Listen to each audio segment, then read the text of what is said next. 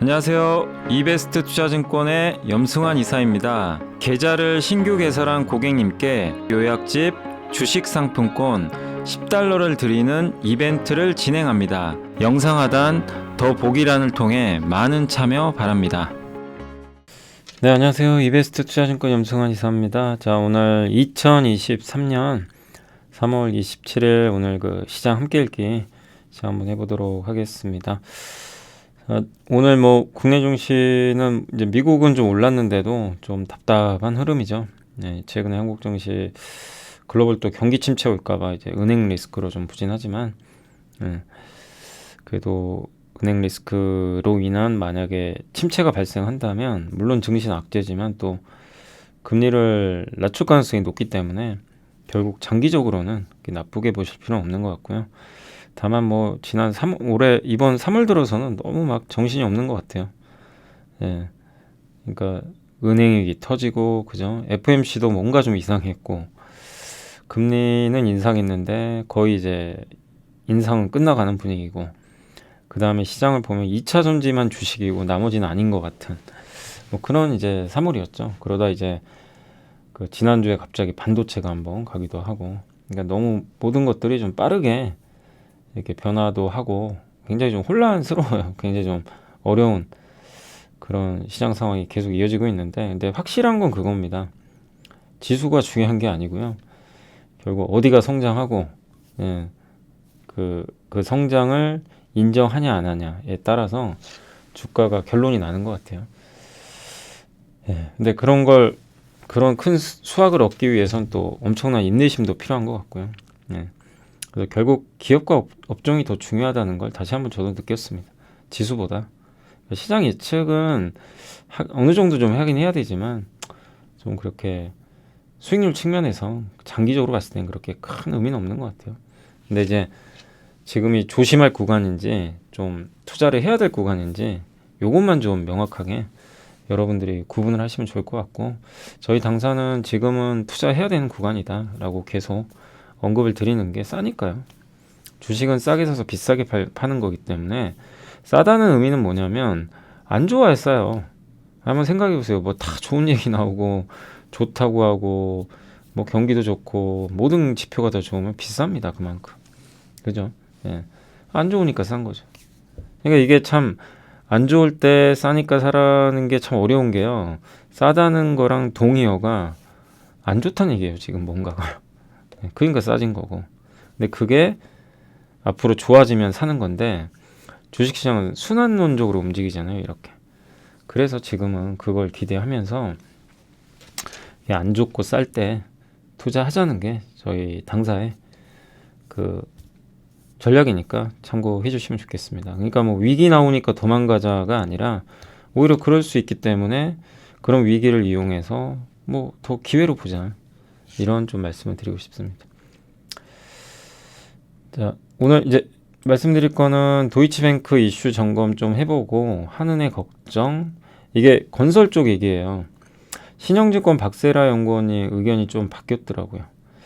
그 샤오미 IR이 있었고 현대글로비스, GST, 넥센타이어, 이렌텍, 이녹스, 엔제까지 해서 한번 좀 말씀을 드리도록 하겠습니다. 오늘은 좀 기업 분석 보고서가 많고 그 산업 보고서는 오늘은 뭐 제가 봤을 때는 크게 뭐 그렇게 뭐 다 읽어보긴 했는데 뭐 기존에 우리가 아는 내용들도 좀 이제 많이 있기 때문에 오늘은 좀 기업 분석 위주로 좀 보여드리겠습니다. 도이치뱅크 이슈 점검인데 이베스트의 저희 당사의 전배승 연구원님이 그러니까 도이치뱅크가 갑자기 독일 은행이죠. 독일 최대 상업은행인데 위험하다는 얘기가 뭐 하루 이틀도 아니에요. 몇 년 전부터 계속 뭐 독일 이 도이치뱅크 위험하다 뭐 항상 뭐 얘기는 나왔습니다. 작년에도 기억나세요? 여기 이 CDS 프리미엄이라고 하는데 부도 위험 지수예요. 그러니까 이제 보험사가 판매하는 그 상품인데 어떤 회사가 이제 부도가 만약에 나면은 보험사가 대신에 갚아줍니다. 대신에 보험사는 수수료를 받아요. 그러니까 어떤 A라는 회사에 내가 투자를 할 때 저 CDS를 사게 되면 부도가 나면 보험사가 보장은 해주지만 대신에 그만큼의 이제 대가로 일정한 수수료를 보험사에 주게 돼 있어요. 그런 이제 상품을 CDS라고 하는 건데요. 요게 올라간다는 건 뭐죠? 부도 위험이 커진다는 얘기죠. 그러니까 이제 지난주 금요일 날 이게 튀니까 난리가 난 거예요. 이거 이제 부도 나나? 막 이제 이랬던 거죠. 무서웠던 거죠. 예. 이렇게 너무 올라가니까요. 그 도이치뱅크 주가가 8% 폭락을 했습니다. 근데 한번 지표를 보시면 자기자본이익률 뭐 거의 10년 만에 최고치고요. 매 분기 이익 나고 있고요. 사업부별 수익도 안정적이고 이자이익이 커요. 뭐 채권이나 그런 걸로 돈 버는 게 아니라 은행 본연이 이자죠. 예. 그러니까 대출 주고 이자 수익 내고 그리고 대출 채권 늘어나죠. 그러니까 은행이 이자를 받아서 그러니까 예금을 받아서 대출을 해줘요. 그 대출 이자로 수익을 내는 게 은행의 구조인데 거기에 충실한 은행 중에 하나예요. 예. 대출 채권도 올라가고 유가증권 이제 채권 같은 거 투자한 거면 투자 자산. SVB는 이게 너무 많았어요. 다르죠. 그래서 그냥 너무 막 도이치뱅크 그러니까 요즘에 전염이 돼요. 막 은행이 좀 안 좋다는 은행이 옛날부터 있으면 야 여기 망한다. 저기 망한다. 막 이럽니다. 예. 근데 안 망해요. 오늘 보니까 SVB도 M&A 가능성이 높아진 것 같아요. 미국에서 아마 그 실리콘밸리뱅크도 인수자가 좀 나온 것 같습니다. 예. 그리고 UBS가 CS 인수했고 도이치뱅크는 어쨌든 단단한 기업이에요. 그러니까 우리가 언론상에 보는 것처럼 근데 물론 얘도 막 전염돼가지고 사람들 심리로 막 돈 빼고 이러면 망할 수도 있죠. 그건 뭐 국민은행도 똑같아요. 사람들 돈 다 빼면 안 망할 은행이 세상에 어디 있겠어요, 그죠? 근데 그런 일은 발생 안 하죠, 그죠? 은행에 안 넣으면 돈을 어디다 넣겠습니까, 그죠? 예. 근데 한 번에 어디든 인출하면 뭐 전 세계 은행 다 망합니다. 예. 근데 그런 일은 발생하지 않아요. 근데 너무 이제 우려만 큰 것 같아요, 지금 시장이. 근데 여러분들이 이 지표를 보면 멀쩡해요. 도이치뱅크. 이건 그냥 팩트잖아요. 제가 뭐 추측한 게 아니라. 그잖아요. 예. 뭐 이상한 거 없잖아요. 요건 부도 위험이죠. 부도 날 것 같다고 막. 근데 부도 날 가능성이 높진 않거든요. 뭐 적자 보는 것도 아니고. 예. 그래서 너무 좀 과민 반응할 필요는 없지 않나. 이렇게 좀 생각을 하고 있고요. 코스피, PBR, 그리고 우리나라, 이제 저희 당사 요 자료에 있는 걸 한번 보여드리면, 왜 지금은 주식 투자를 저희가 자꾸 해야 된다고 자꾸 말씀드리냐면, 이게 여기 보이세요? 위기 때 PBR입니다, PBR. 위기 때마다. 이거 평균이 얼마냐면요. 제가 계산해 봤어요. 0.84배예요. PBR. PBR 0.84배가 얼마인 줄 아세요? 2290 나옵니다. 예.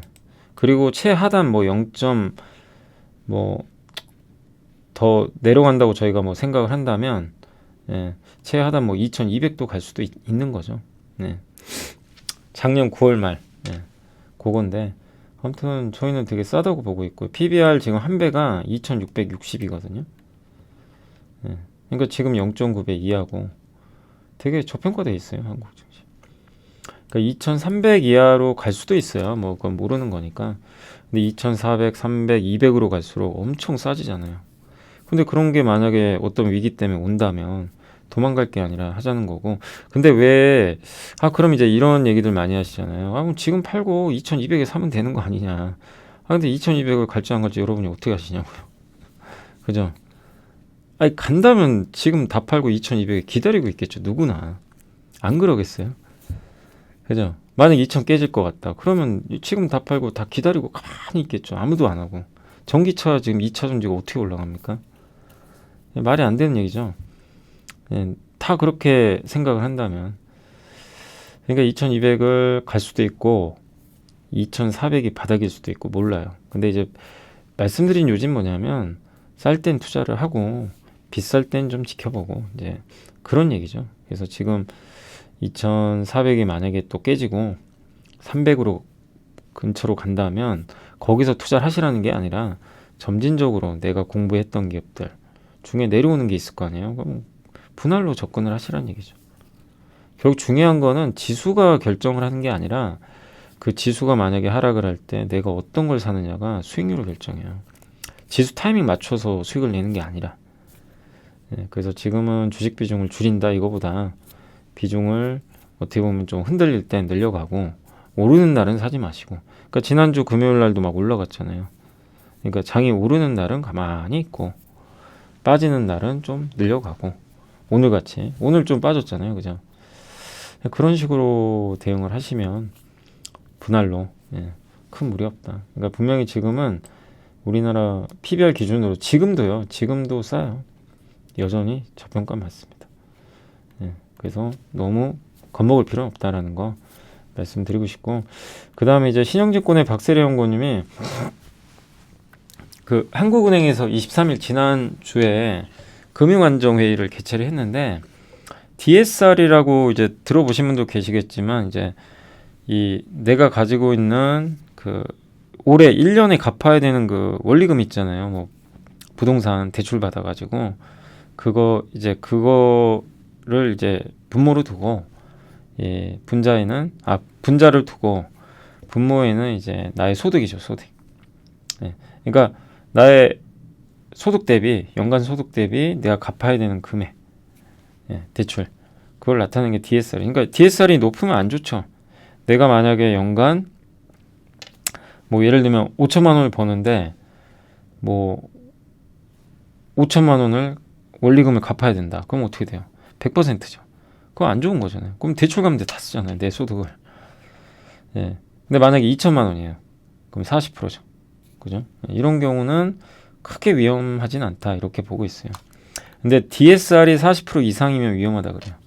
여기 DTA는 뭐냐면은 자산 기준입니다. 자산 기준. DTA는 이제 소득 대비가 아니고 DSR은 이제 소득 대비고 DTA는 자산 대비예요.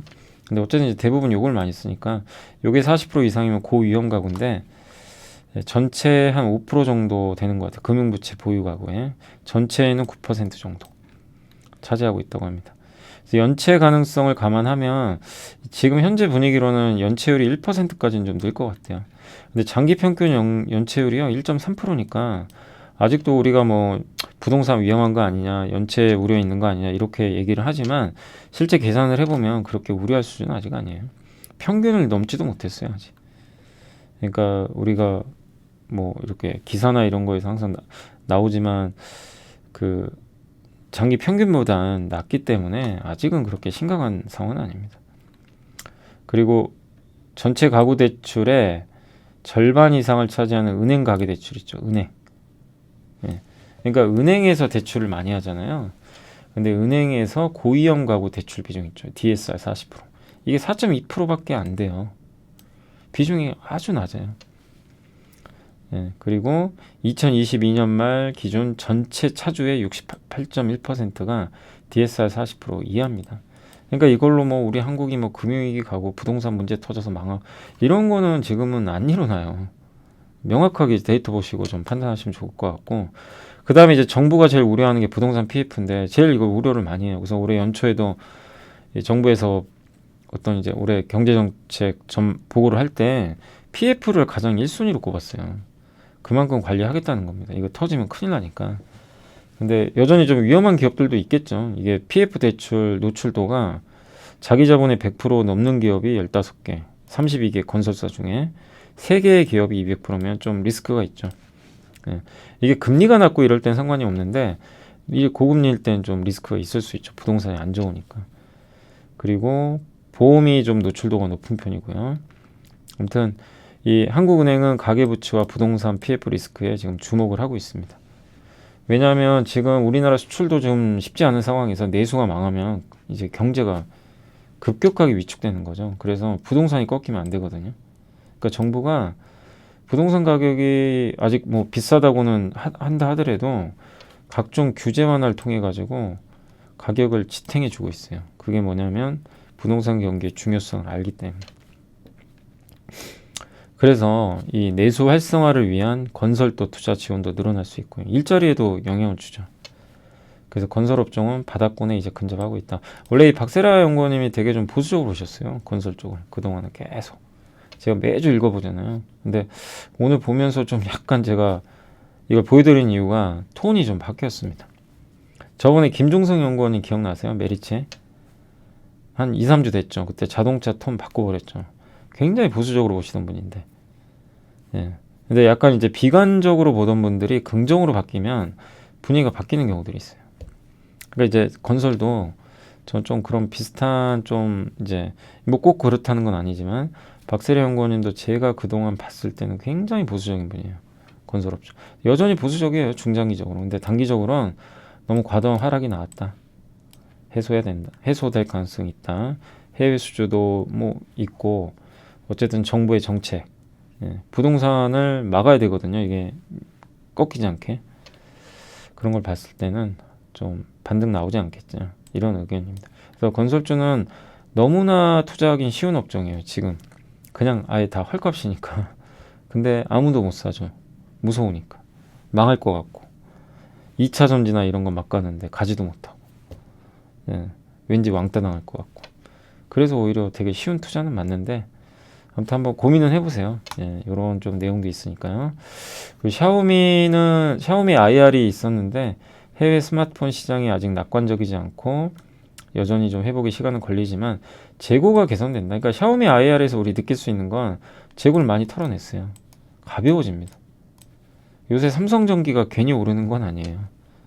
재고가 이제 많이 정리가 돼서 가벼워진 거죠. 그래서 아직 중국 스마트폰 시장 아직 살아나진 않았어요. 소비 측면에서 하반기에 완전한 회복을 좀 기대를 하고 있는 것 같습니다. 그리고 이 스마트폰을 판매하는 월 평균 단일 매장 이 그 전자상거래 업체 총 매출액이 뭐 30% 이상 성장을 한 것 같고요. 예. 물론 휴대폰 부품 시장은 아직도 좀 공급 과잉이라고는 하는데 이런 것들이 이제 점점 과잉이 줄겠죠. 예. 그래서 스마트폰 중국 쪽도 올해는 뭐 아마 하반기부터 좀 회복될 여지가 있지 않나 이렇게 생각을 합니다.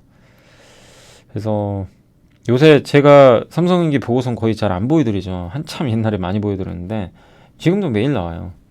근데 이제 이미 많이 올라왔기 때문에 뭐 제가 뭐 다 아시는 내용들이에요. 뭐 MLC 좋아지고, 예.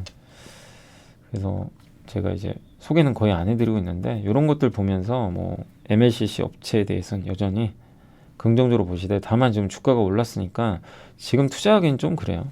네, 왜냐면 이제 많이 빠졌다 올라왔는데 또 올라갈 때 막 더 사거나 추격 매수하다가 만약에 또 물려버리면 고생합니다. 그러니까 나중에 또 주가가 흔들릴 때 그럴 때 한번 접근하시면 좋을 것 같아요. 그러니까 보유하신 분들은 뭐 여유 가지고 보유를 하셔도 좋을 것 같고요.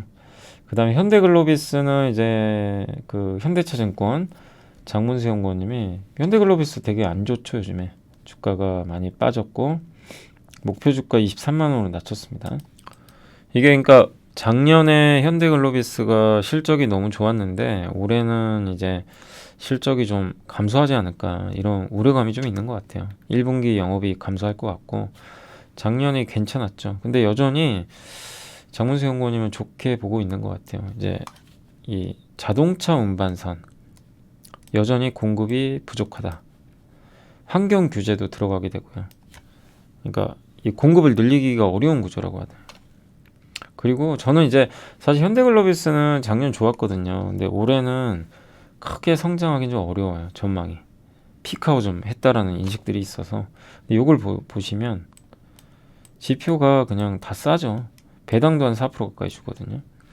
그리고 요즘에 한번 이게 검색해 보시면 아시겠지만 현대글로비스는 여기 이제 현대글로비스가 이렇게 많이 빠졌잖아요. 작년이 좋았죠. 예, 그래서 주가는 굉장히 뭐 저평가돼 있습니다. 그건 뭐 그래서 너무나 쉬운 투자예요. 예, 부담이 없잖아요. 일단 지기 어려운 구간인데 다만 주가가 잘 안 가죠. 예. 이게 성장 모멘텀이 없으니까. 근데 최근에 제가 계속 관찰해 본 결과로는 임원들이 계속 사요 주식을. 임원들이 많이 사더라고요. 실제 여기 전자공시 들어가 보시면 전 매일 보니까 여기 보면 임원 주유주주 이거 다 거의 다 매수입니다. 예. 이규복, 이상호 뭐 이분들 제가 그때 확인해 보니 한 번 더 확인해 보세요. 근데 꾸준하게 요새 15만 원대에서는 계속 비중을 늘려가는 것 같더라고요. 그리고 밸류는 무릎 위하고 그죠? 예. 그래서 저는 뭐 굉장히 그러니까 이런 기업들은 내가 뭐 만약에 투자를 한다면 뭐 2배, 3배 내기는 어렵죠. 어렵지만 이런 기업들 같은 경우는 1년에 한 20% 정도 예, 수익은 낼 수 있는 기회들은 저는 나온다고 생각을 하는 이유가 뭐냐면 이 그러니까 가장 쉬운 투자 중에 하나가 어려울 수도 있어요. 왜냐하면 일단 주가가 많이 빠졌어요. 누구나 다 아는 우량 기업이에요. 예, 그렇다고 막 적자를 보진 않아요. 이익도 크게 감소 안 해요. 퍼도 낮아요. PBR도 낮아요. 너무나 쉽죠. 근데 안 가요. 근데 여기에 내부자가 매수까지예요. 그러면 굉장히 편하게 투자할 수 있는데 단 주가가 이게 올라가는데 시간이 좀 걸려요. 몇 달 걸릴지도 몰라요. 여기다 아주 좋은 건 배당까지 주잖아요. 그래서 굉장히 쉬운 건데 왜 이런 데 수익을 못 내냐면요. 아무리 이걸 내가 투자를 해도요. 안 가거든요. 몇 달을 안 가요. 근데 다른 기업들은 막 올라가니까 재미가 없거든요. 예. 정리하고 어려운 쪽으로 또 옮겨갑니다. 막 올라가고 비싼 거. 왜냐면 근데 거기 또 올라타면 쉬워요. 막 금방 수익 날 것 같고 그렇게 돼요. 예, 아마 그런 경우 많이 해보셨을 거예요. 그래서 결국엔 어떻게 되냐 나중에 후회하죠. 비싼 거 샀는데 그건 결국 급락해 버리고 이 못난이로 봤던 애는 갑자기 몇 달 후에 올라가 있어요. 조그만 호재만 나와도 급등해요. 바닥에 있는 건. 근데 안 갈 수도 있어요. 몇 달 후에도. 근데 배당을 깔고 들어가죠. 예, 그래서 다치질 않아요. 크게 안 다칩니다. 굉장히 또 저밸류니까. 그러니까 좋은 기업, 좋은 주식이죠. 뭐 좋은 기업은 아닐 수도 있어요. 성장은 뭐 크게 안 하니까. 그러니까 되게 쉽고 이런 투자를 1년에 몇 번 정도 한다면 점진적으로 여러분들 계좌가 이렇게 우상할 수 있거든요. 그러니까 제가 현대글로비스가 무조건 올라갑니다 얘기하는 거 제가 어떻게 알겠어요, 그죠? 몇 달 후를. 예.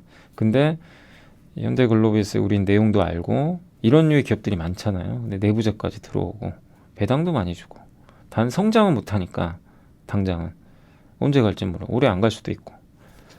예. 근데 이런 기업들이 뭔가 이벤트가 발생하고 이러면 주가가 순식간에 또 오르고 여기서 뭐 대박을 내시라는 게 아니라 뭐 한 20% 정도 1년에. 예.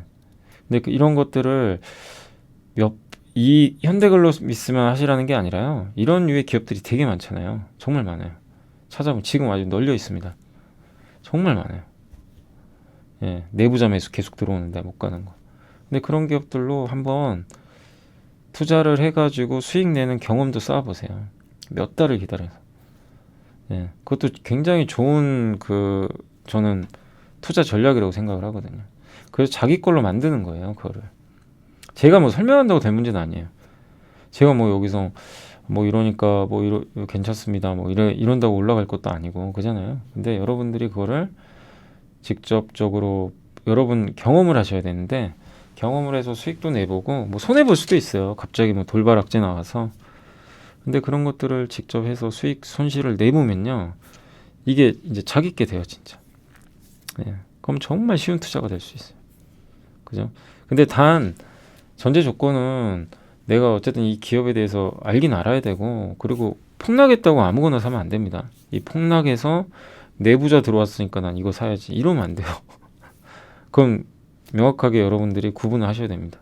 안 좋아지는 기업도 있어요. 막 이제 업황 꺾이고 실적 안 좋고 그건 알아야죠. 근데 현대글로비스는 한번 고민을 해보세요. 이게 작년에 돈 많이 벌고 자동차 운반소 공급 부족하고 현대차 계속 수출을 할 거고 현대차 그룹이니까. 예. 그러니까 이제 저는 이제 그런 거죠. 리스크가 그렇게 크진 않아 보인다. 예. 근데 이런 것도 경험을 꾸준히 한번 해보시면 좋겠습니다. 그러니까 너무 막 투자를 진짜 어렵게 하실 필요는 없어요. 근데 왜 실패하냐면요. 결국 요거 같아요. 이 시간을 못 태워요.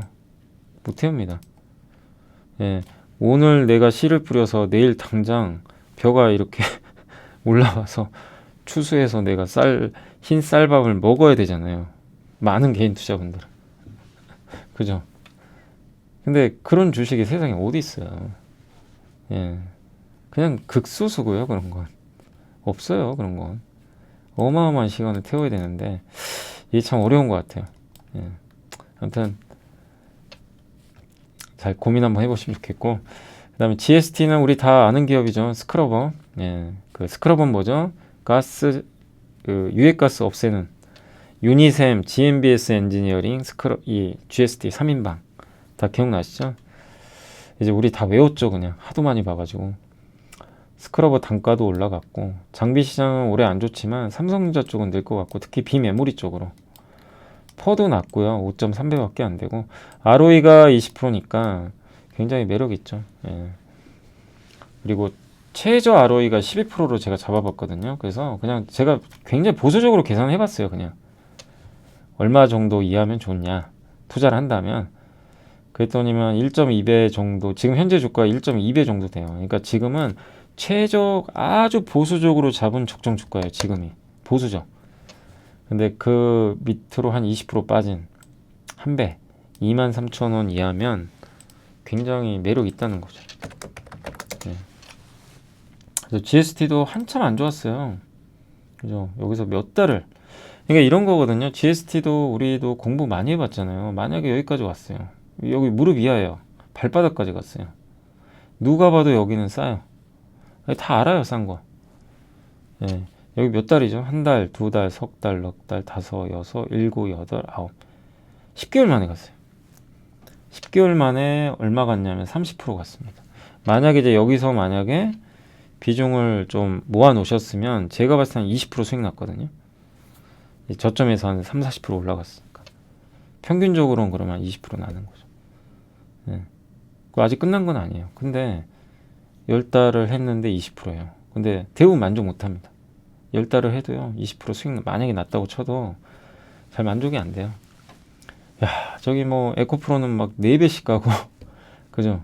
이런 걸 이제 보다 보니까 만족이 안 되죠. 근데 이런 식으로 투자하신 분들이 나중에 성공해요. 결론은.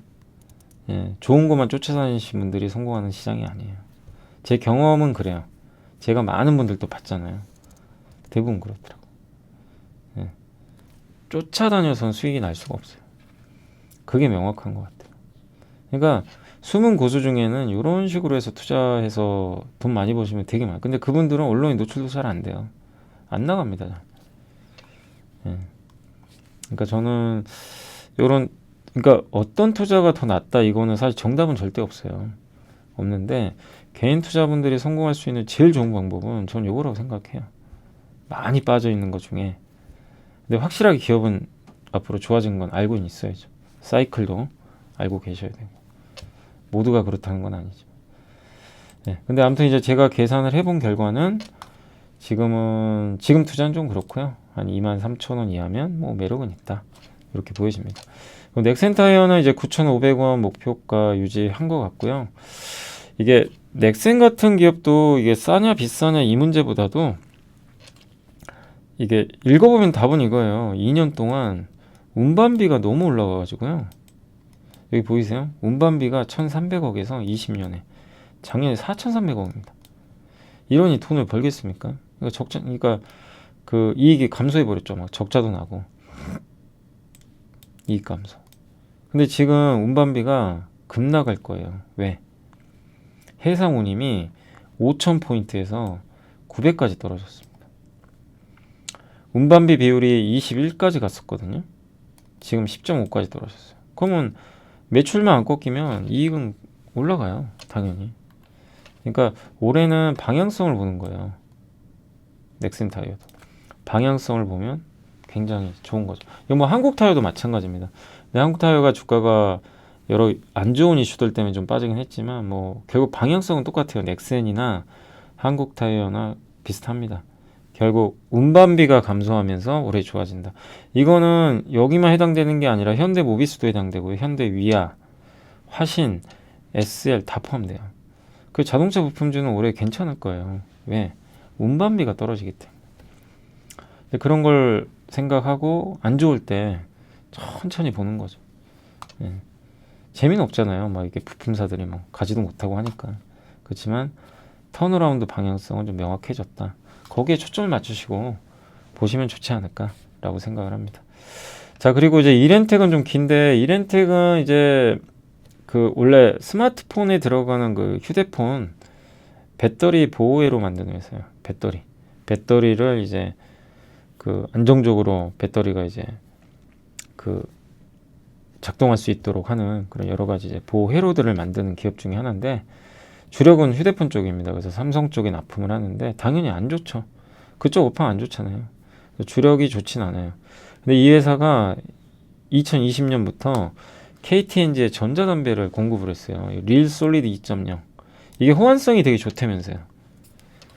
예, 그래서 요거를 이제 디바이스를 공급을 했고 베트남, 말레이시아 공장이 있고요. 연간 3천억에서 4천억 정도 예, 생산을 하는 걸로 알고 있고 그 다음에 또 한 가지가 ESS. 우리 많이 공부해봤지만 대용량 저장 장치. 그러니까 뭐냐면 태양광 발전을 했을 때 전기가 생산되는 걸 저장해주는 배터리죠. 그러니까 저장을 해주는 장치고 에너지가 과잉되는 걸 저장해서 소모되는 걸 방지하고 안정적인 전력 공급 필요할 때 뽑아 쓸 수 있고 신재생 에너지는 에너지 생산이 됐다 안 됐다 하니까 그 간헐성을 극복할 수 있고요. 또 주파수를 조정해 가지고 수요 공급의 불일치를 해소한다고 합니다. 그래서 이게 기존의 태양광 풍력은 기후 뭐 바람이 안 불거나 햇빛이 안 불면 못 하잖아요.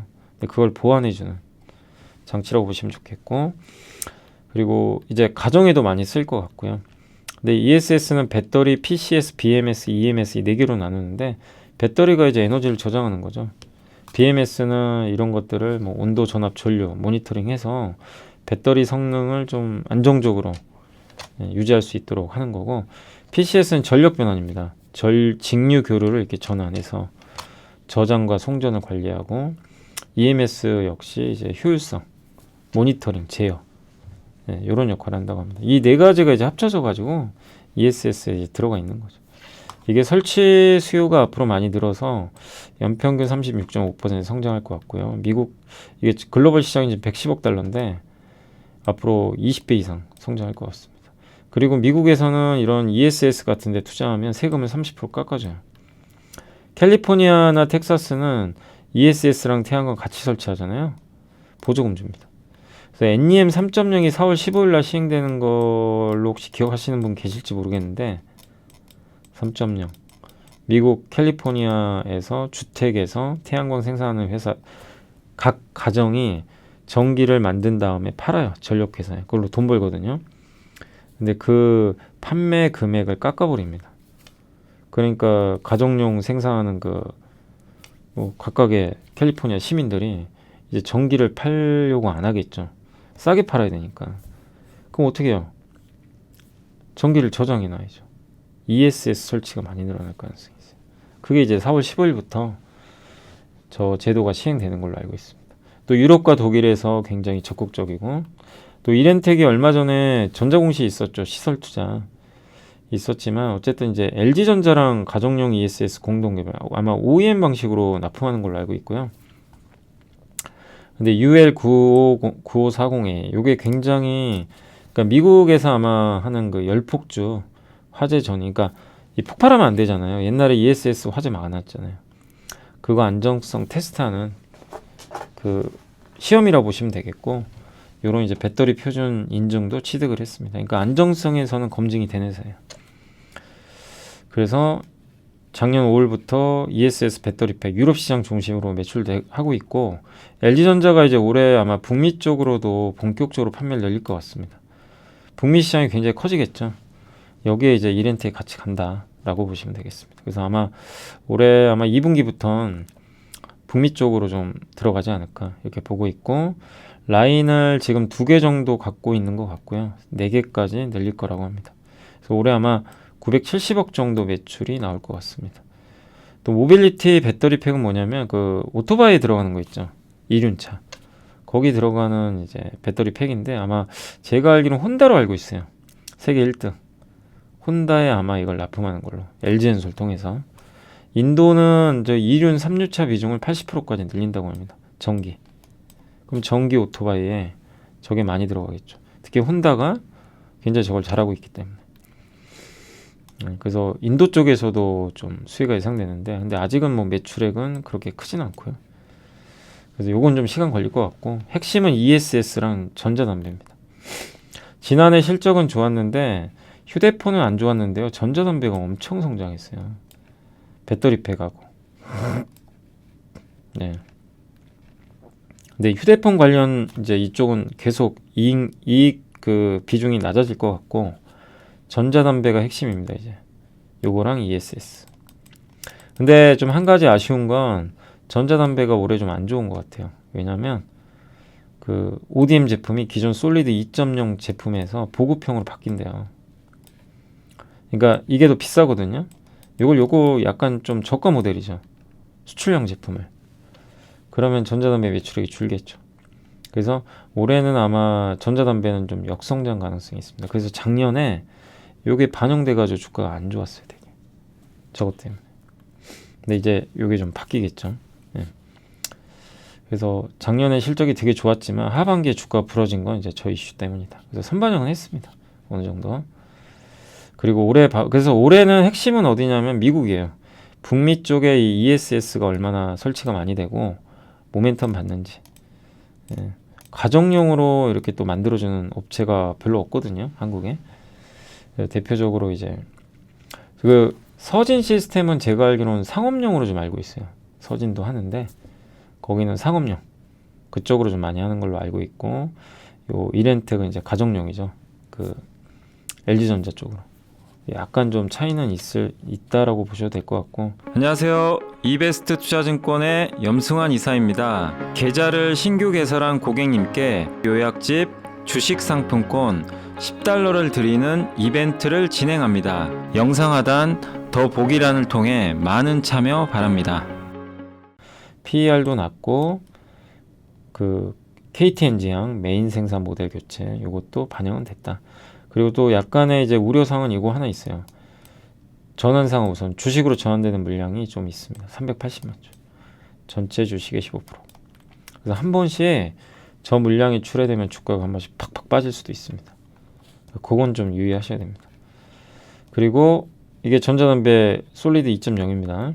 네. 그리고 ESS가 이런 식으로 구성이 돼 있다라고 보시면 좋겠습니다. 네. 여기 제어를 하고 충방전하고 전력 교환도 하고 모니터링하고. 예. 그 국가별로 이제 ESS 투자 현황인데 이렇게 주로 미국, 영국, 독일이 핵심인 것 같아요. 그리고 전자담배 작년 매출입니다. 근데 올해는 이렇게 줄 거래요. 요게 아쉽죠. 저게 올해도 성장하면 주가 참 좋을 것 같은데, 근데 어쨌든 이제 무릎 위하고요. 네. 그리고 이렌텍 오늘 보고서가 사실 2개 나왔어요. 여기 신한에서 나왔습니다. 근데 워낙 여기서 자세하게 적었으니까 신한에서는 요 2개만 요것만 좀 말씀드리면, 그 UL9540A 요게 이제 요거를 인증받아야 되거든요. 근데 아무나 받을 수가 없어요. 셀의 열폭주, 모듈과의 열폭주. 그러니까 이게 안정성 테스트입니다. 이거 이제 통과한 거죠. 그러니까 대단한 거예요. 네. 그리고 가정용 ESS가 이렇게 생겼고, 여기 오토바이 들어가는 모빌리티 배터리팩입니다. 주당 순자산하고 ROE 이렇게 5년 평균 ROE가 12% 정도 돼서 제가 봤을 땐 PBR 1.2배 정도 이하가 싼 것 같더라고요. 12,600원 정도. 제가 계산을 해보니까 그 정도 나오더라고요. 네. 12,600원 정도. 그래서 지금 막 쫓아가는 것보단요. 네. 왜 이렇게 빠졌는지 아시겠죠? 이렇게 잘 나가다.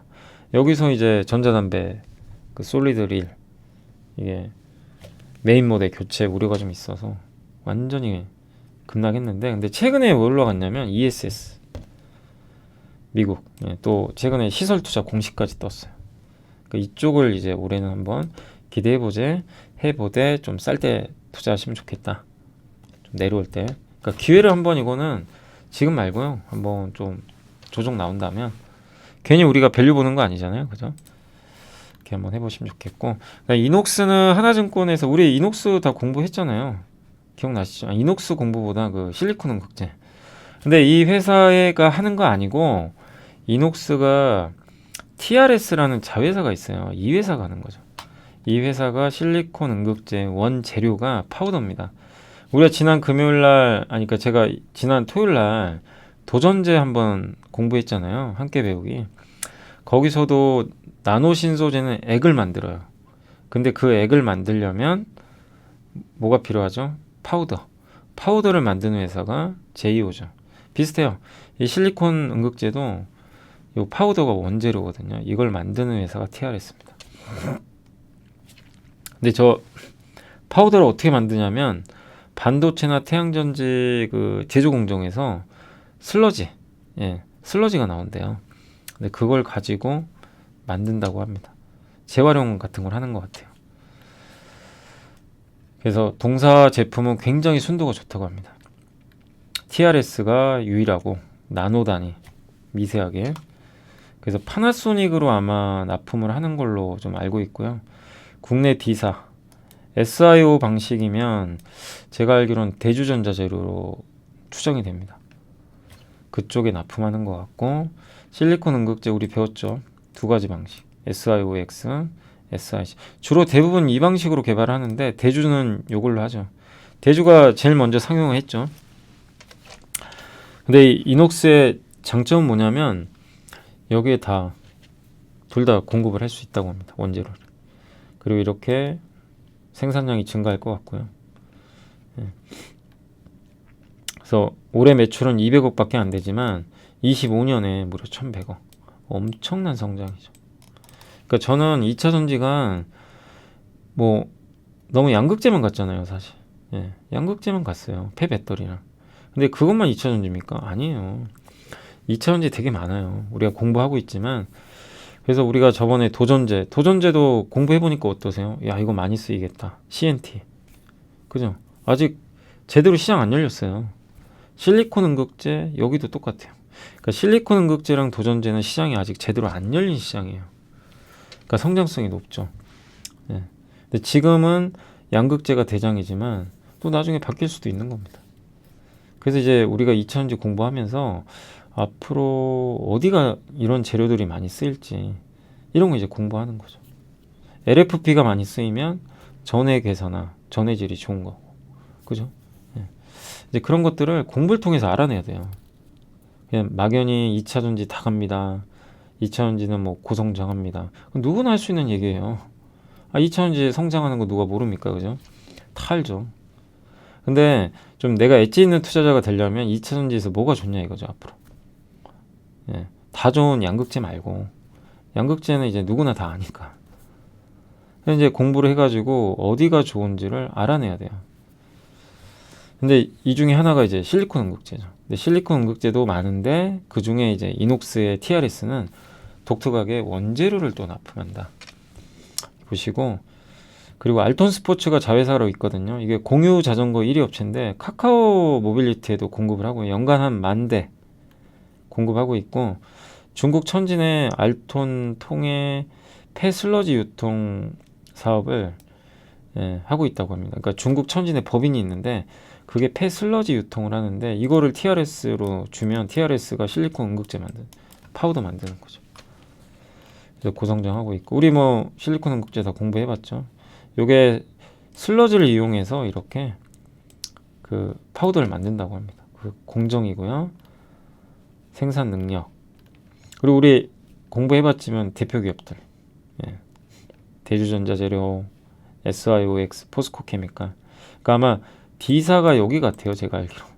공급하는 데가 포스코케미칼 둘 다 하고, 한솔케미칼, SIC, SKC, SIC, 이녹슨 파우더, MK전자, 신해주, 비티아, 이제 이런 기업들이 하고 있다라고 지금 나와 있는데, 아무튼 이제 우리 다 공부를 한번 해봤던 그런 거죠. 그래서 제가 한번 2차 전지 우리 공부 또 해봤지만, 우리가 이녹스도 있고, 그때 뭐였죠? 실리콘 응급제였죠.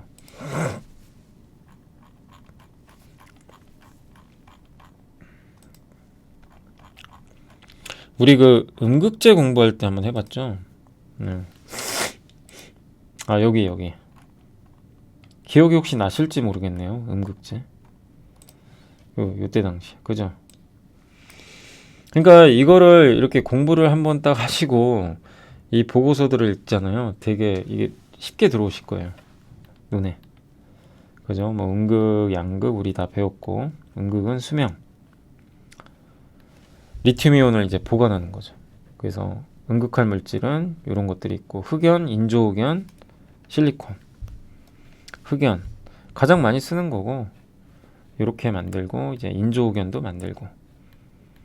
지금은 흑연이죠, 대부분. 그다음 그걸 좀 이제 성능을 좀 증가시킨 게 이제 인조흑연, 그리고 실리콘 응극제가 이제 커지는 거죠. 가장 풍부한 재료고 충전 시간 단축시키고 대신에 부풀어 오르죠. 그래서 여기다 뭐 한다 그랬죠? 도전제를 넣는다. 저 부풀어 오르니까 여기다 탄소 나노튜브 도전제, 무슨 어떤 거요? SWCNT 기억나세요? SWCNT를 넣어야 돼요. 그래서 나노신 소재가 많이 간 거예요. 네. 근데 이제 JO도 그 SWCNT 준비하고 있죠. 그 파우더를 개발 중에 있고.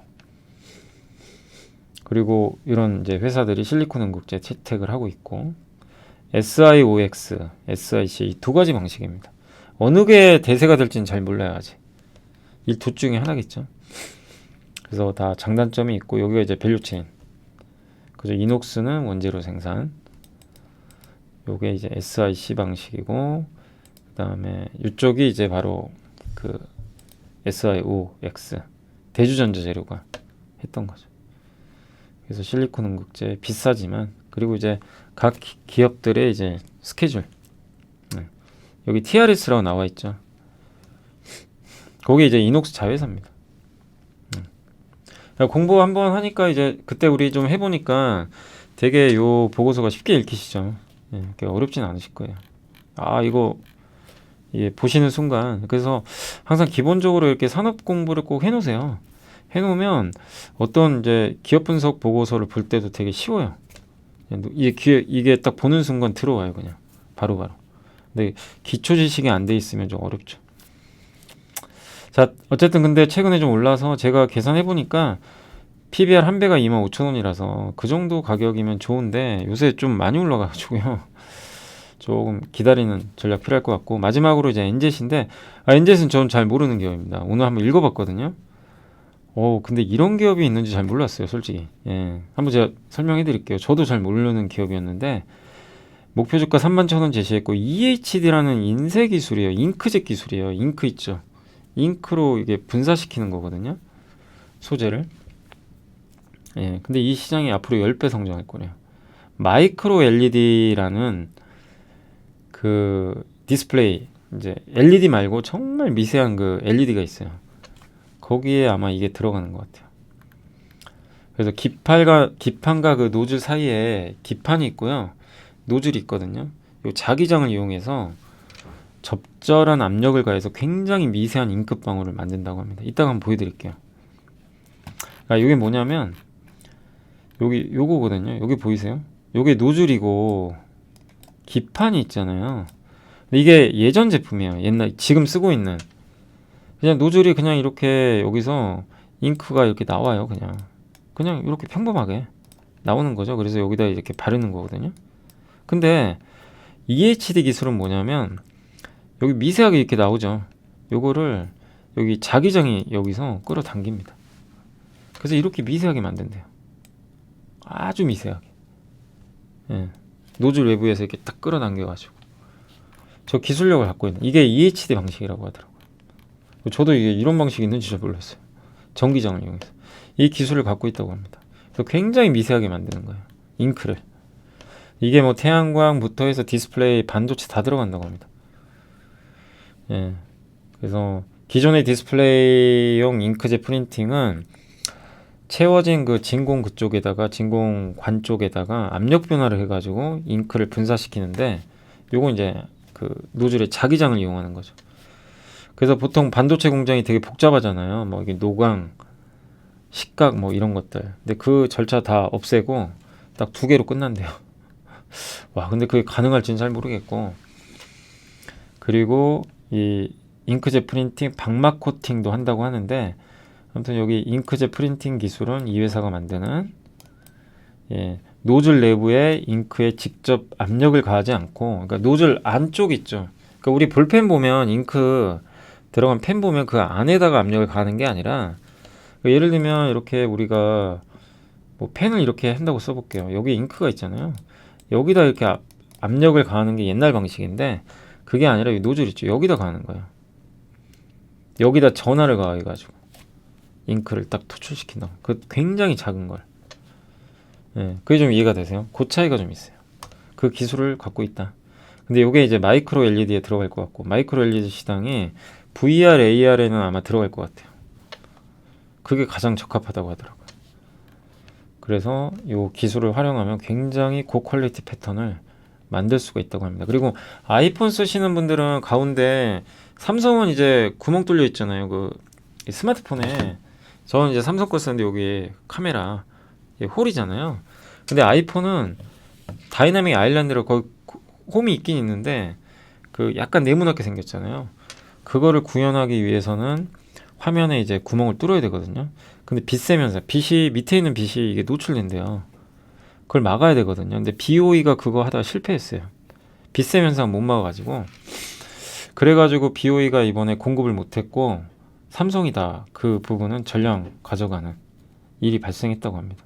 근데 그거를 할 수 있게 해주는 코팅한 업체가 기술을 확보한 업체가 동사라고 합니다. 빛 쐬면서 그러니까 빛이 못 빠져나오게 거기를 코팅해 주는 거예요.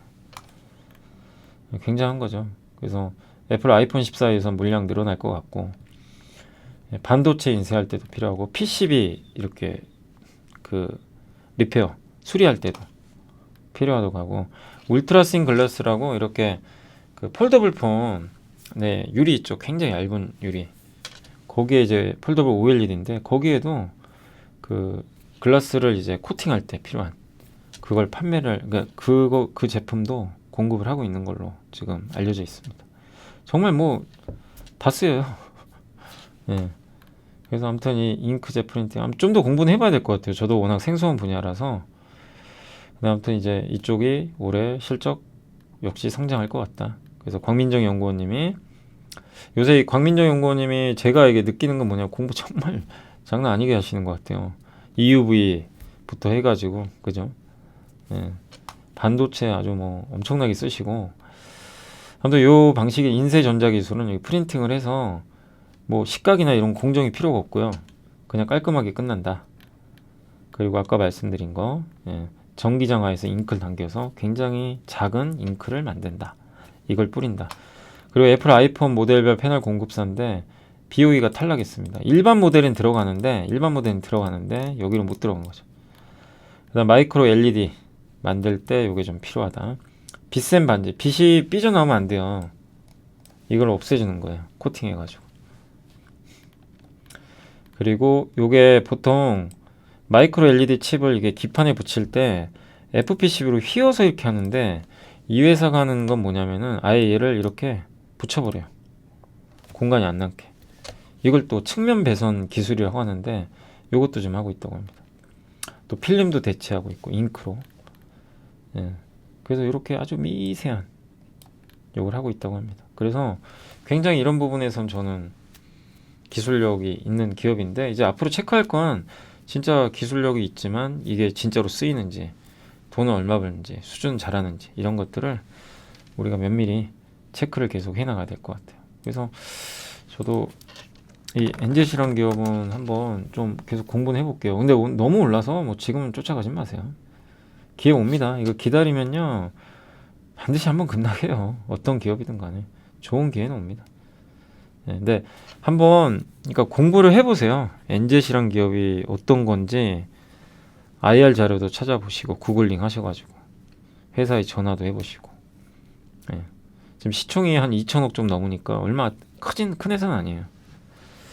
근데 저런 대단한 기술력을 갖고 있다면 한번 우리가 공부를 해볼 필요는 있는 것 같습니다. 다만 이제 좀 아쉬운 건 주가가 너무 올라서 지금은 좀 보수적으로 보셔야 될 것 같아요. 지켜만 주가가 좀 싸질 때까지는 이렇게 좀 말씀을 드리겠습니다. 아 그리고 이게 전환사채나 이런 거 그러니까 어디서 보는지 좀 이렇게 궁금해하시는 분들이 계셔서 요거 한 번만 더 설명드릴게요. 여기 그 전자공시 들어가서 회사명 치고 뭐 예를 들면 제가 엔캠이라고 한번 쳐볼게요. 네. 이게 전액 회사잖아요. 이게 좀 물량이 있더라고요. 그래서 전환사채가 있다고 주식가가 안 가는 건 아닙니다. 근데 이제 혹시 뭐 주식으로 전환된 물량이 있는지 요거 검색을 해보면 사업보고서나 뭐 분기보고서나 반기보고서 가장 최근에 발표된 그걸 이렇게 클릭을 하세요. 그럼 사업보고서를 제가 한번 클릭해 보겠습니다.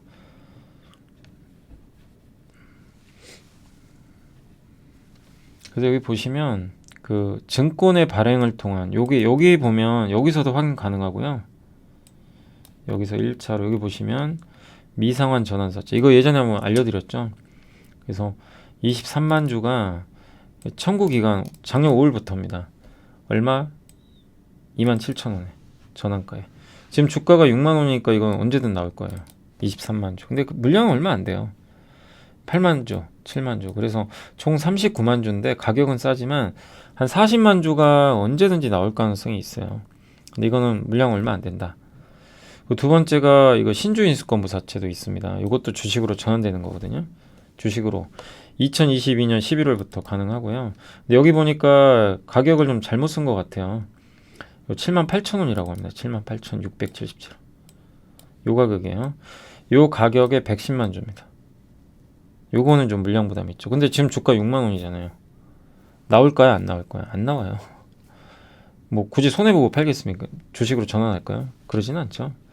그렇지만 이제 이걸 보면서 느낄 수 있는 건 110만 주가 78,000원이면 8만 원 가면 나올 수도 있잖아요. 그러니까 이제 이걸 미리 알고 계시면 좋죠. 지금은 안 나오겠지만 여기까지 봤을 때는 크게 문제가 없어요. 근데 여기서 이제 생각하실 게 뭐냐면 연결재무제표 주석으로 들어가셔가지고 한 번 더 검색하셔야 돼요.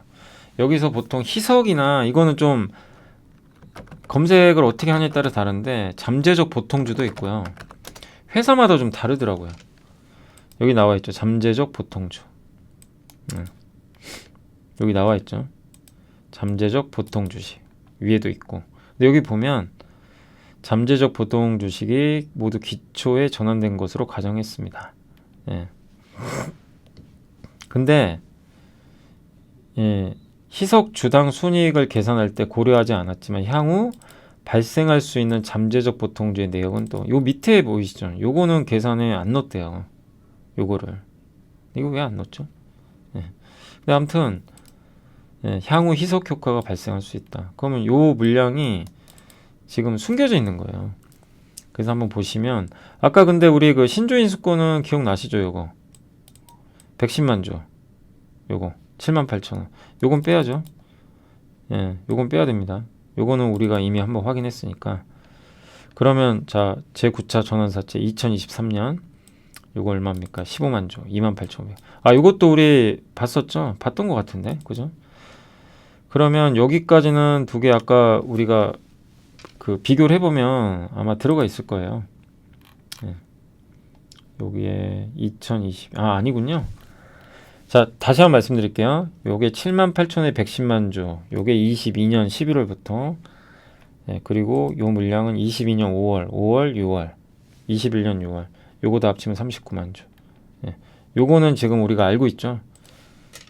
근데 자 다시 한번 그래서 그걸 좀 빼고 이 9차 전환사채 이거는 반영이 안 된 거예요. 23년부터니까 요거 넣어주셔야 되고 요거 있죠. 110만 주 요건 아까 있었죠. 방금 전에 BW 신주인수권 요건 빼주세요. 빼셔야 되고 아까 이미 우리가 한번 확인했으니까. 그리고 전환상환 우선주가 170만 주가 59,000원. 그 다음에 전환상환 우선주 요게 59,700원에 60만 주. 요 밑에도 있습니다. 14만 주 52,000주. 근데 9만 원짜리는 안 나오겠죠. 그래서 요걸 한번 여러분들이 더해보세요. 더해보면 한 몇만 주 될까? 이거 다 합치면 그냥 80, 250, 300 한 350만 주 가까이 돼요. 350만 주 정도가. 그러니까 물량이 적은 게 아니죠. 350만 주가 나올 수 있는 거죠. 이 날짜를 보시면 앞으로. 그러니까 이제 이 엔캠만 이렇게 보실 필요는 없고 내가 어떤 기업을 이렇게 찾아볼 때 여러분들이 그 유통 주식 수에 이런 게 포함이 돼야 되거든요. 근데 저 물량이 갑자기 나오는 경우들이 있어요. 그래서 이런 것들은 꼭 중소형주 같은 경우 체크를 이런 식으로 해보시면 좋겠습니다. 그래서 엔캠이 이제 전액 대표 기업인데 주가가 잘 못 가는 이유 중에 하나가요. 좀 무거운 게 저 물량 때문에 그래요. 근데 그거 감안해도 어차피 행사가가 6만 원, 5만 9천 원이에요. 그리고 저기 7만 8천 원이니까 지금 가격에선 그렇게 나쁘진 않은데 나중에 이제 이게 주가가 뭐 8만 원, 뭐 7만 원 후반, 8만 원 가면 물량이 나올 가능성이 있습니다. 그러니까 이제 그런 걸 내가 알고 있는 거랑 모르는 거랑 다르겠죠. 그래서 그 부분은 꼭 체크를 하시면 좋겠고 하나 예만 든 거예요. 다른 기업들도 그렇게 한번 체크해 보시면 좋을 것 같습니다. 자, 그리고 오늘 제가 월요일이라 또 저기 뉴스 좀 출연 때문에 또 가야 돼가지고 좀 지금 1시 좀 넘었는데요. 미리 좀 시황은 좀 말씀드릴게요. 아, 그리고 지난주에 그 내부자 매수 중에 한번 제가 잠시만요.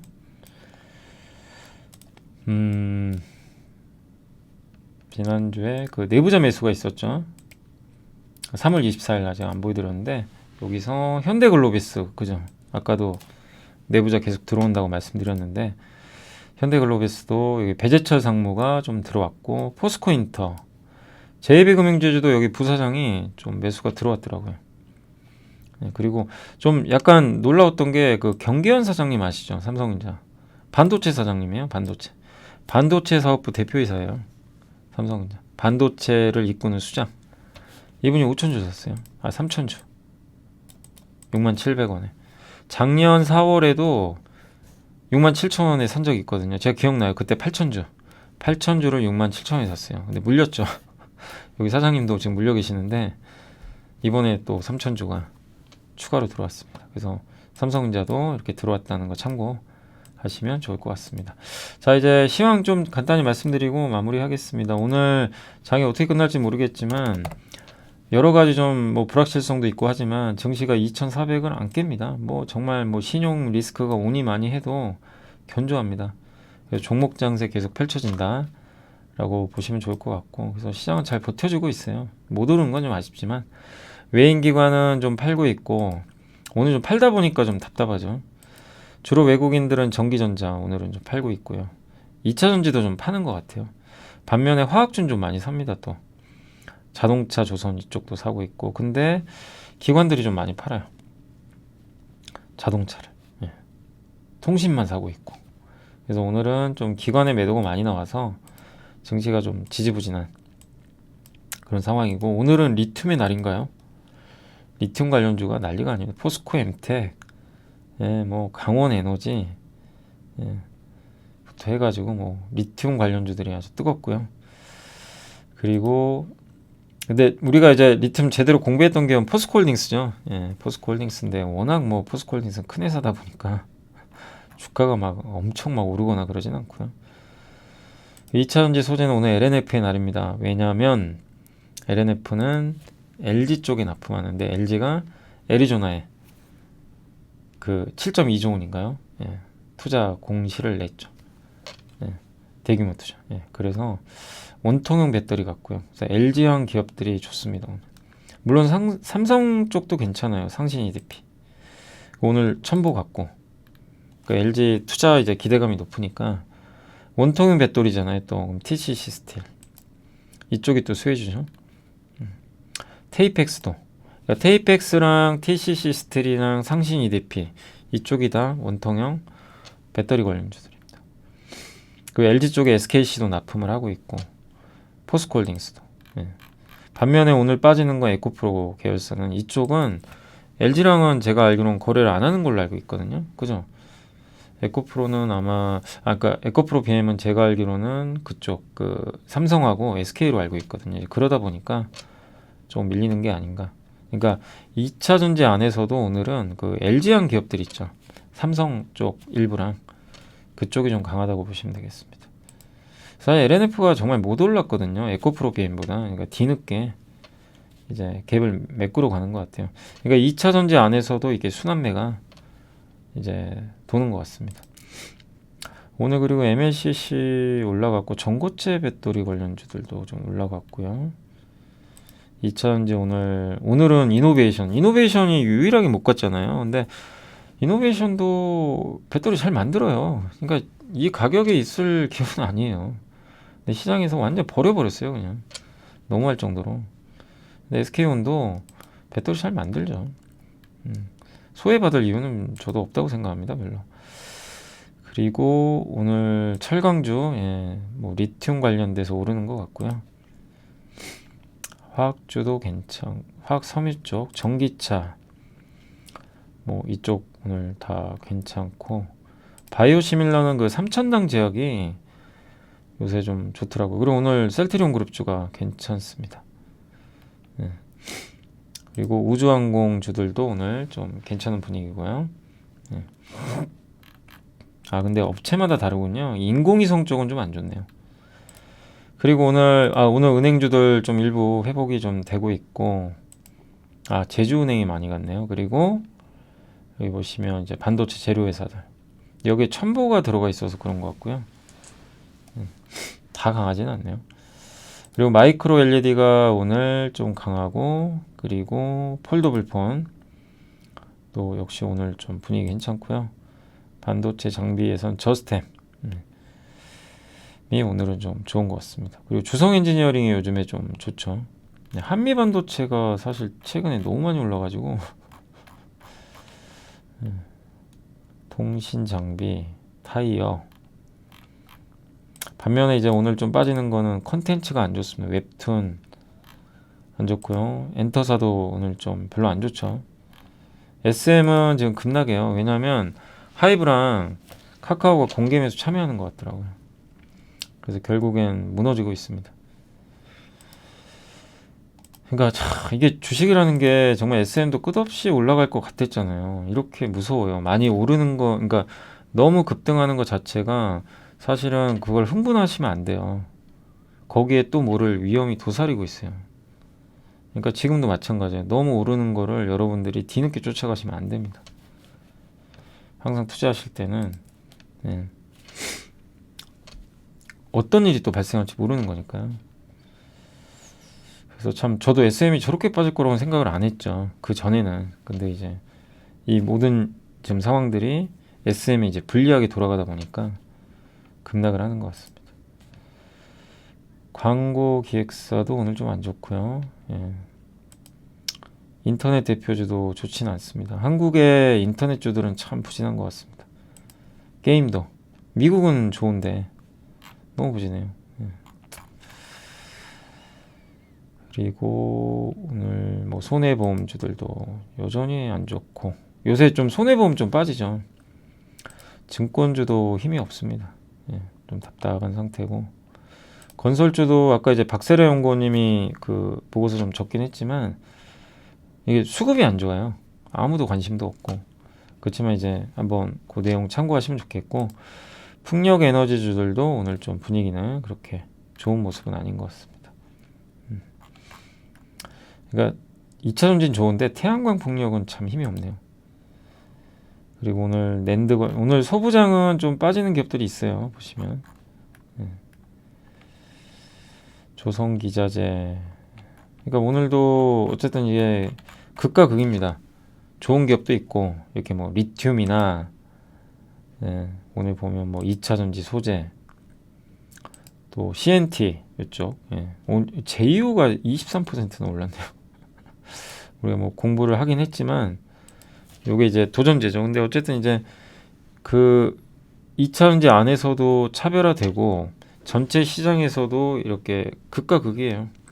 좋은 쪽, 이 주가 안 움직이는 쪽, 이렇게 좀 구분이 돼가지고 시장이 굉장히 좀 어려워요. 그러니까 포모 현상이 오긴 너무 좋습니다. 근데 계속 당부드리지만 오르는 거 쫓아가지 마시고 계속 좀 쉬운 투자 쪽으로 보시면 좋겠고, 그런 쉬운 투자인데 앞으로 성장까지 해주는데 사람들이 관심이 없다면 더 좋겠죠.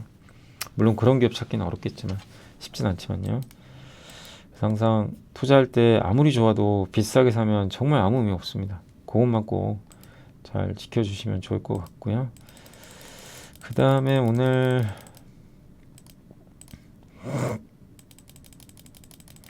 시총 상위 기업들만 한번 보고 마무리하도록 하겠습니다.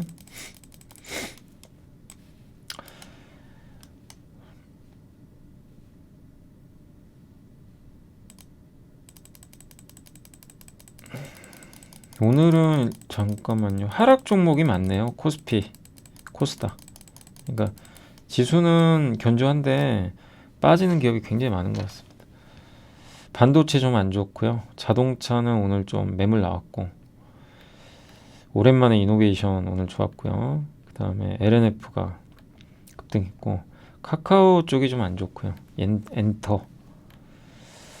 그다음에 바이오팜 오늘 좀 분위기 오랜만에 좋고요. 금양 여전히 강하고, 그다음에 코스모신 소재, 현대 오토에버는 오늘 좀 빠졌네요. 원전주도 좀 빠졌고, 첨보 급등, SM은 이제 급락했고요. 삼천당 제약이 이거 제가 아직 기억나거든요. 기억나서 이게 몇 년 전에 정말 좋았다가 폭락한 거 여기서 와, 이런 일이 또 발생을 해요. 주식은 모르는 거예요, 정말. 예, 이게 결국엔 그 이번에 임상 3상 결과가 잘 나왔어요. 그러니까 정말 어렵죠. 예, 뭐 삼천당 제약도 갖고 계신 분들은 정말 다행이고, 아무도 기대 안 했잖아요. 그러니까 그 작년만 해도. 근데 이게 옛날 같으면 이런 이제 좋은 뉴스 나오면 바이오가 다 날아가거든요. 지금은 안 그래요. 그냥 남의 얘기로 생각하는 것 같아요. 그게 좀 아쉽죠. 바이오가 이걸 계기로 좀 같이 가주면 좋은데 그게 잘 안 되더라고요. 옛날과 다르게. 근데 어쨌든 저게 좀 계기가 돼서 바이오도 좀 훈풍이 불었으면 좋겠네요. 예, 좀 뭐 충분히 저는 그럴 수 있다고 생각은 하고 있는데 그게 언제가 될지는 잘 모르겠습니다. 그리고 오늘 실리콘 응급제, 그러니까 오늘 보면 나노신소재도 그렇고 아까 제이오도 그렇고 대주 다 뭐죠? 실리콘 응급제에 연결된 거죠? 도전제랑 그쪽이 좀 강한 것 같습니다. 그리고 에코프로 계열사는 오늘은 안 좋아요. 오늘은 좀 급락하고 있습니다. 네. 아무튼 네, 그렇네요. 예, 오늘 요 정도까지는 한번 말씀을 드리겠습니다. 자, 그리고 오늘 이제 다 전달해드렸고, 아까 이제 삼성전자 경계현 사장님도 물론 이제 이런 이제 내부자가 뭐 아까 현대글로비스도 그렇고 삼성전자 경계현 사장님이 뭐 매수했다고 그게 올라갑니까? 그렇진 않아요. 근데 내부자가 매수하는 건 굉장히 의미 있는 신호는 맞아요. 왜냐하면 이 공통적으로 주가 많이 빠졌을 때 사고요. 내부자들은. 왜냐 6개월 동안 못 팔거든요. 주식은 못 팔아요. 6개월 동안. 팔 수가 없기 때문에. 예. 팔면 반환해야 돼요. 6개월 안에 팔아서 수익 난 거. 예. 그래서 웬만하면 장기 투자 아니면 안 들어옵니다. 그만큼 이제 쌀 때 들어오는 거죠. 그래서 하방을 좀 나타내는 가장 좋은 지표 중에 하나가 내부자들이 많이 살 때예요. 예. 그래서 그런 기업들이 요즘에 많이 늘어나니까 저는 이제 매일 보는데 요새 내부자 매수가 되게 많아요. 그만큼 싼 기업들이 많다는 얘기가 되겠죠. 그래서 그런 것들도 활용하셔가지고 여러분들이 좀 너무 어렵게 투자하지 마시고 쉬운 투자, 그리고 반드시 좀 시간과 함께 잘 이어내시면 좀 좋을 것 같습니다. 자, 오늘 좀 너무 길었네요. 오늘 이게 산업 보고서가 없는데 이 종목 보고서가 워낙 많아가지고 긴 게. 그래서 오늘도 한번 공부 좀 잘 해보시고, 예. 또 함께 배우기 이제 계속 저도 하고 있는데 뭐 저도 너무 좋은 게요. 그러니까 함께 배우기 하니까 저도 막 지식의 양이 계속 늘어나요. 막 이런 산업에 대해서 제대로 공부하니까. 그래서 앞으로도 계속 함께 배우기 2차 전지도 좀 남았지만 뭐 알루미늄 박도 해야 되고 또 뭐 있죠? 2차 전지 장비도 좀 해야 되고, 그 다음에 그 강판 이 도금 강판인가요? 예, 그것도 좀 있고.